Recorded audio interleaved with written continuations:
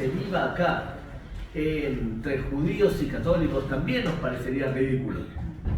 Digo todo esto porque lamentablemente en el Medio Oriente la religión es muy importante, muy importante. Y hay varias guerras religiosas en el Medio Oriente. Una guerra religiosa, que es la más grave de todas, es entre radicales islámicos y los que no lo son. La mayor cantidad de muertos en el Medio Oriente es entre personas que son radicales y los que no quieren aceptar el radicalismo islámico. Un ejemplo de ellos es, por ejemplo, Irán, en donde el gobierno es radical islámico y la población es súper laica. Siempre tenemos la imagen de que Irán es un país muy radical y sin embargo la población de Irán es muy progre. Otro ejemplo es, por ejemplo, Líbano, que es un país que está gobernado por Hezbollah, y lo nombro porque aquí también ha habido atentados de Hezbollah en Argentina. Y sin embargo la población del Líbano es súper europea. Entonces el primer conflicto que hay es entre radicales y los que no lo son. Hay un segundo conflicto que es dentro del Islam, que se odian desde hace muchos años entre lo que son musulmanes sunitas y chiitas. Ustedes tienen comunidades musulmanas sunitas. Las antiguas comunidades musulmanas son sunitas. Las nuevas comunidades musulmanas suelen ser chiitas. Hay una diferencia fundamental entre una corriente del Islam y otra corriente del Islam. Irán es chiita. La gran mayoría de musulmanes del Medio Oriente son sunitas. Y hay un tercer conflicto que es chiquito, que es entre persas y árabes. Persa habla persa, árabe habla árabe. ¿Y dónde ocupa el conflicto entre judíos y musulmanes? Es un conflicto menor en relación a todos los demás. Yo lo que hago en el libro es utilizar una técnica de publicidad que es explicar un tema complejo en 300 palabras.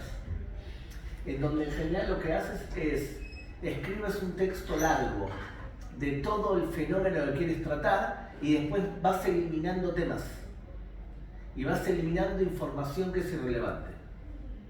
Y lo que explico en este conflicto es que lamentablemente en Medio Oriente los conflictos son religiosos y el conflicto que hay entre Israel y los palestinos es un conflicto religioso.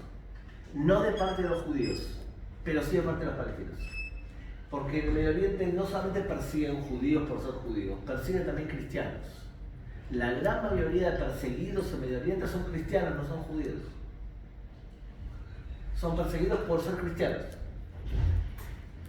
Esto tiene que ver con América Latina porque ustedes tienen en América Latina una penetración fuerte de grupos radicales islámicos chiitas que han hecho una serie de trabajos de los años 80 levantando centros comunitarios para convertir a cristianos a musulmanes chiitas. No se puede decir el nivel de penetración en Córdoba, no creo que sea muy alto, pero sí en Buenos Aires vemos varias mezquitas muy radicalizadas chiitas. Y vemos en Ciudad del Este también muchas comunidades musulmanas chiitas. Vuelvo a decir, el hecho de ser musulmán no me dice a mí absolutamente nada. La gran mayoría de musulmanes son moderados y no piensan como Hezbollah ni mucho menos. Pero la primera acción es una cantidad de comunidades que se han ido convirtiendo con dinero del Medio Oriente. O sea, llega, te ponen una mezquita, empiezan a repartir, por ejemplo, comida en un comedor público, o bien un parvulario, un jardín de infantes, o un taller de defensa personal. Si el que financia eso es, por ejemplo, Qatar, a la larga vas a tener un adoctrinamiento muy radical. Qatar es un país recontra radical. Lo que pasa es que nos cae simpático y le dimos a organizar un mundial después que sobornó a media humanidad. Pero es un país muy radical.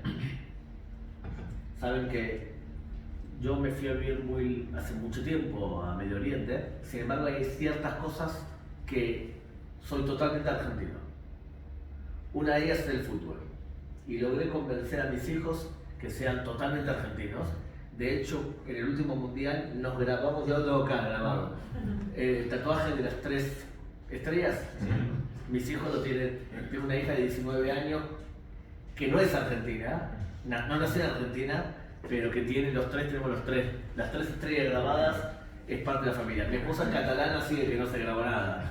O sea, no le interesa y piensa esas cosas.